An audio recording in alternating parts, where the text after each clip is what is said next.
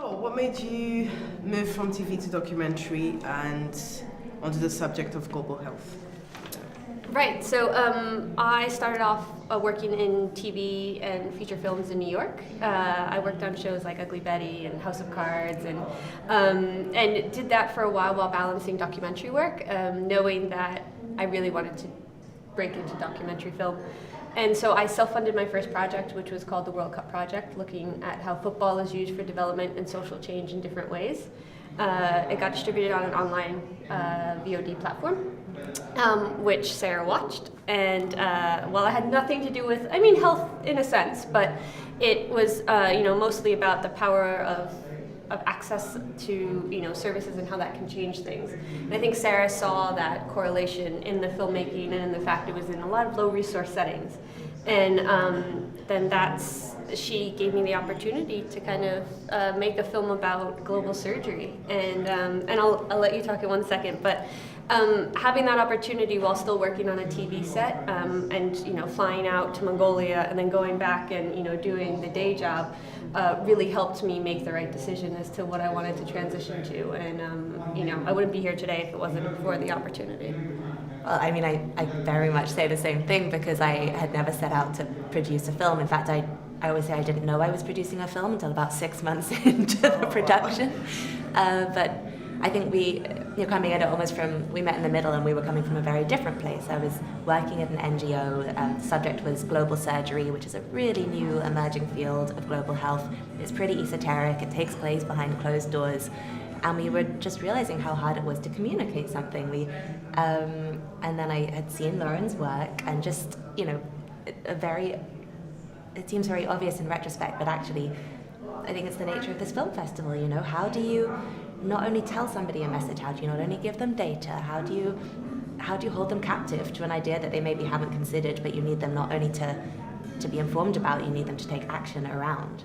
And so I think from Lauren's desire to get into documentary and our desire to get out of the global health kind of academic stranglehold, and almost it was an amazing partnership that happened very organically. So what is about, kind of already answered that, unique about the Global Health Film Festival? So my first experience with the festival is a little bit different than Sarah's, but we premiered the Checklist Effect here 2 years ago. And that was the first festival that film got into. And then it went on to 9 or 10 festivals after that, winning some awards, and then got distribution. And then last year I had a short film in this festival called 6-Year-Old Fears that went on to 6 festivals and won an award and was aired on BBC Arabic.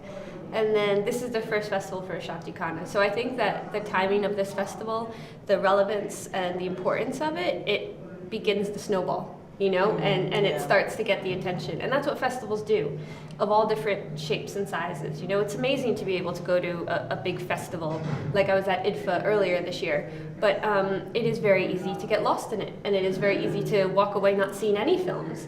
And I think one of the wonderful things about this is that it's concentrated, it's an amazing lineup, and it is the start that some films need, and it was definitely the start that my films have needed in the last 3 years.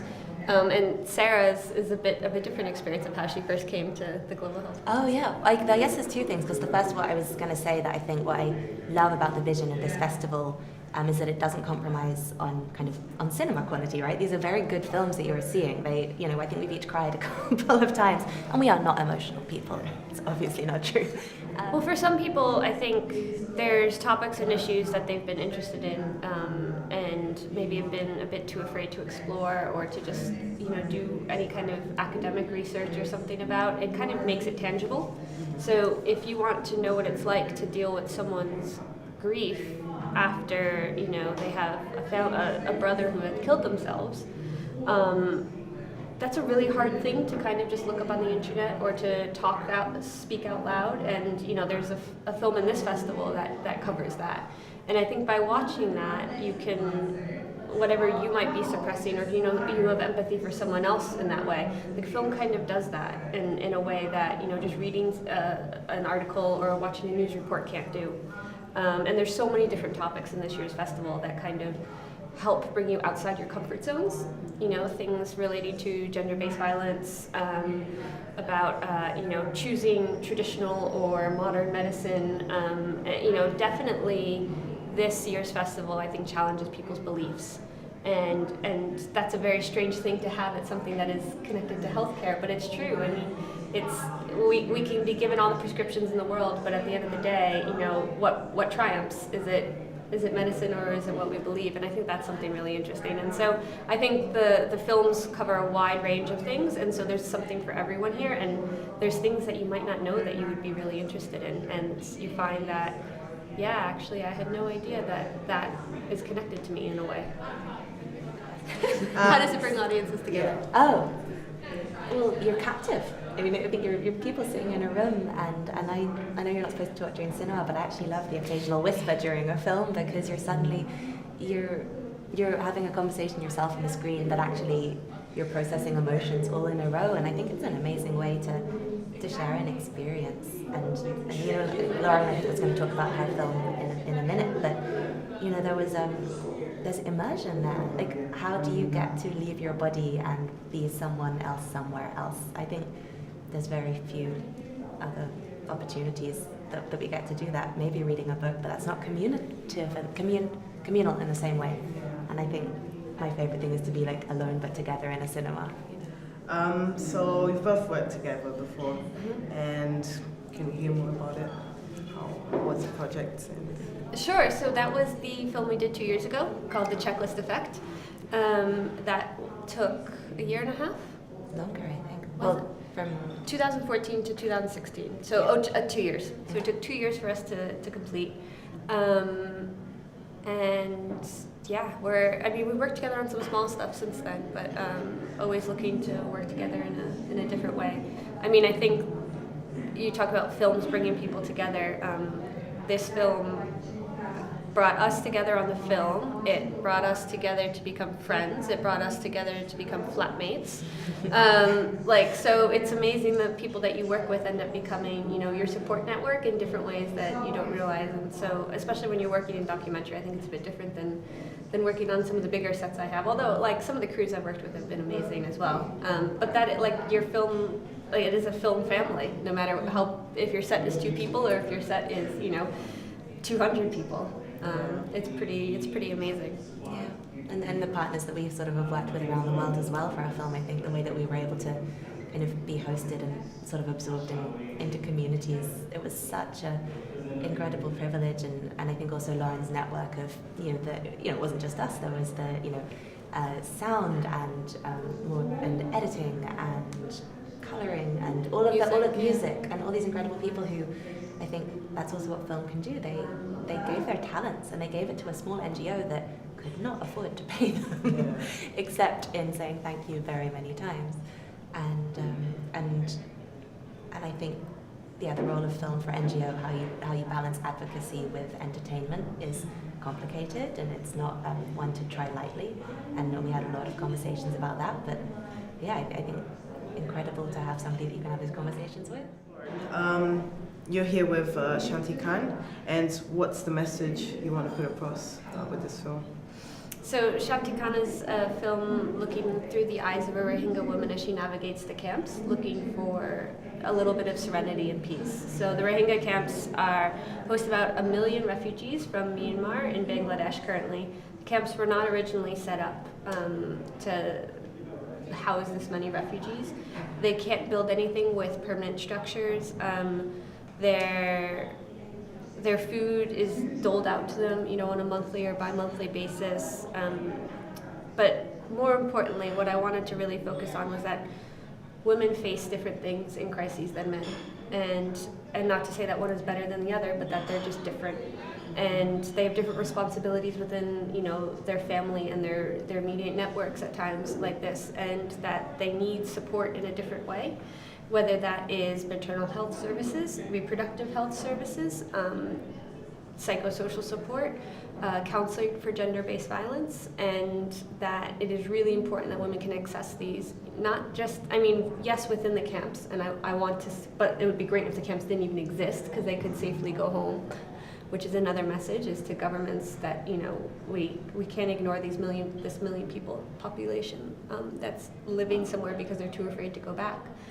But really to focus on the fact that food, water, shelter is important, but you need to look at the mental health aspect of things because sometimes you can't always guarantee that a family is going to have enough rice to feed them. But if you can get through to that family or that person who's leading that family to ease their anxiety as to when their next rice delivery is going to come, that is not as good as food, but it helps. And that's what I've seen there. And so that's what I want to focus on, is that you can't just have it be tangible things you're donating or giving. Like, you need to have emphasis on the mental health aspect of people affected in crisis. It's very important. Finally, for both of you, why is Global Health Film Festival important nowadays, and what makes it important? I mean, I would just comment again on Lauren's film, which I actually hadn't seen.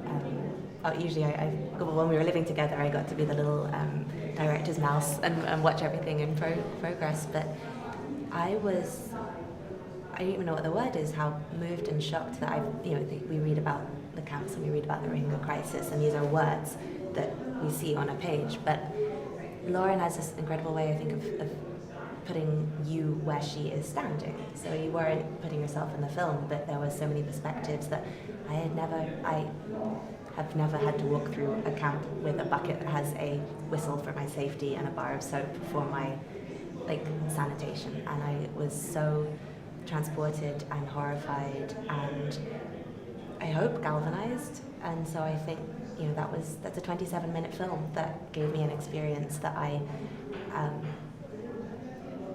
you almost can't bear to think, I wouldn't wish it. Just to sit and watch it felt appalling. And so now I think I leave thinking, what the hell do we do? What happens next? And I think that's one film that shows why Global Health Film Festival is important. And I don't only ever want to come here with films. I want to come and sit in the seats and watch and leave and hopefully act, which is so much easier said than done, but critical.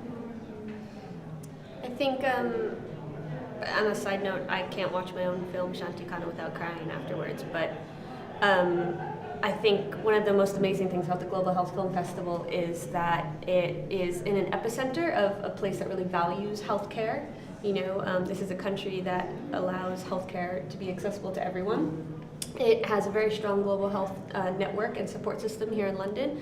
And so I think that having it be based here in London is really important to the people and the audiences that can come in and access this festival, but also to the filmmakers, because they know, we hosted a panel downstairs this morning, and the filmmaker was, she couldn't be here, she Skyped in, and regardless of the fact that the internet connection wasn't the best, she was so grateful that there were experts in the room and people that could comment and take away what she did and interpret it in a different way and possibly inspire change. And I think that that's what is great about this festival, is that you walk in thinking you're going to watch a film on just birds, a traditional David Attenborough piece, and I'm repulsed at every single piece of plastic I have now after seeing Albatross. And so the Global Health Film Festival is really important, I think, in changing minds, attitudes, and outlooks. And I think you couldn't have a better audience for it than London.